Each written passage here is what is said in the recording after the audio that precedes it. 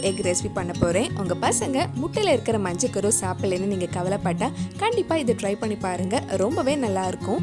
இந்த சுவையான எக் கறி எப்படி செய்கிறதுன்னு இந்த வீடியோவில் பார்க்கலாம். ஃபஸ்ட்டு முட்டை வேக வச்சு எடுத்துடலாம். 4 இல்லைன்னா 5 முட்டை எடுத்துக்கோங்க. ஒரு 10 நிமிஷம் தண்ணியில் வேக வச்சு எடுக்கலாம். இப்போ மசாலா ரெடி பண்ணுறதுக்காக ஒரு பேனில் கொஞ்சமாக எண்ணெய் ஆட் பண்ணியிருக்கேன். நல்லா டேஸ்ட்காக தேங்காய் எண்ணெய் யூஸ் பண்ணிக்கோங்க.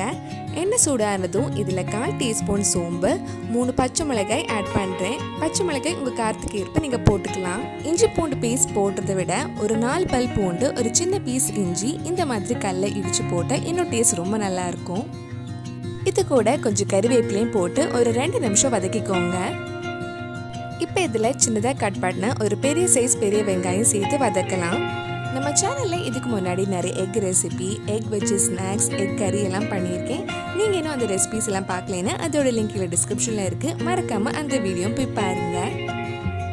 வெங்காயம் நல்லா வதங்கி லைட்டாக ஒரு கோல்டன் ப்ரௌன் கலர் வந்ததும் இதில் தேவையான அளவு உப்பு, 1/4 டீஸ்பூன் மஞ்சள் பொடி, 3/4 டீஸ்பூன் மிளகாய் பொடி ஆட் பண்ணி அந்த மிளகாய் பொடியோட பச்சை வாசனை போகிற வரைக்கும் கொஞ்சம் நேரம் வதக்கலாம்.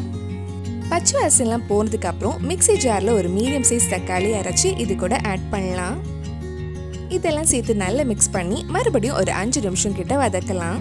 நம்ம வேக வச்ச முட்டை தோல்லாம் எடுத்ததுக்கப்புறம் அதில் இருக்கிற மஞ்சக்கரு தனியாக மாற்றிடுங்க.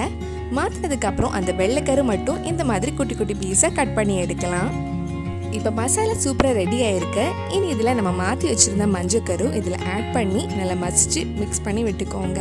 இந்த மாதிரி மசிச்சு போட்டால் பசங்களுக்கு மஞ்சக்கரு போட்டதே தெரியாது. கிரேவியும் நல்லா க்ரீமியாக இருக்கும்.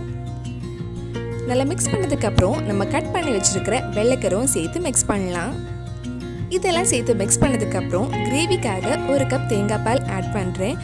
தேங்காய் பால், 2 தேங்காய் பால் எல்லாமே சேர்த்து 1 கப் ஆட் பண்ணுறேன்.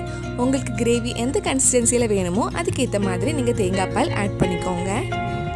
தேங்காய் பால் இந்த மசாலா கூட சேர்த்து நல்லா மிக்ஸ் பண்ணதுக்கப்புறம் இதில் ஒரு 1/2 teaspoon pepper, 1/4 teaspoon garam masala சேர்த்து மிக்ஸ் பண்ணிக்கோங்க. லைட்டாக ஒரு கொதி வந்ததும் ஆஃப் பண்ணிடலாம்.